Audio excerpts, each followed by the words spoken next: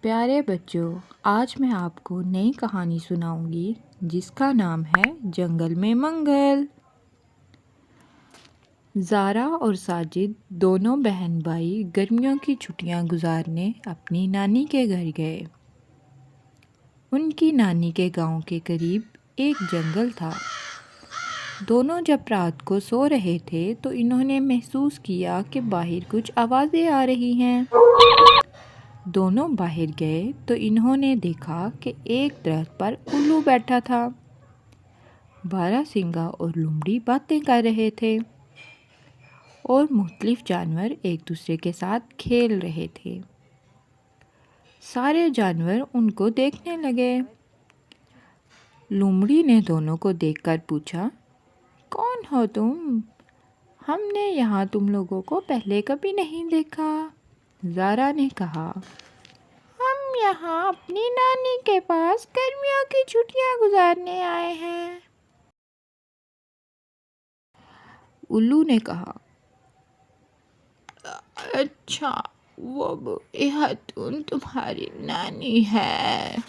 وہ بہت اچھی ہیں۔ دن کے وقت پرندوں کو دانا اور پانی دیتی ہیں۔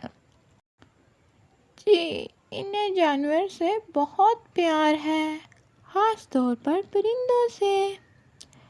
بارہ سنگے نے پوچھا، تم لوگوں کو گاؤں زیادہ اچھا لگتا ہے یا شہر؟ ساجد بولا، شہر میں بہت گرمی ہوتی ہے، تازہ ہوا سے لوگ محروم ہیں۔ بارشوں کے بعد نالے بھر جاتے ہیں اور کئی لوگ جان سے ہاتھ دھو بیٹھتے ہیں۔ یہاں گاؤں میں ٹھنڈی ہوا بھی ہے اور بارش میں خوبصورتی اور بڑھ جاتی ہے۔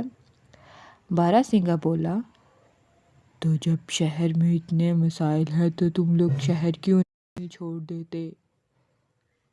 ہمارے والد کی نوکری شہر میں ہے۔ وہ بولا، اچھا، تو تم لوگ چھٹیوں میں تازہ ہوا کے مزے لینے آتے ہو۔ دیر تک جانوروں کے ساتھ باتیں کرنے کے بعد دونوں نے جانوروں کو الوداع کہا۔ لومڑی نے کہا، تم دوبارہ ملنے کب آؤ گے؟ آؤ گے بھی یا نہیں آؤ گے؟ ہاں، ہم ضرور آئیں گے، دونوں نے ایک ساتھ کہا اور گھر کی طرف روانہ ہو گئے۔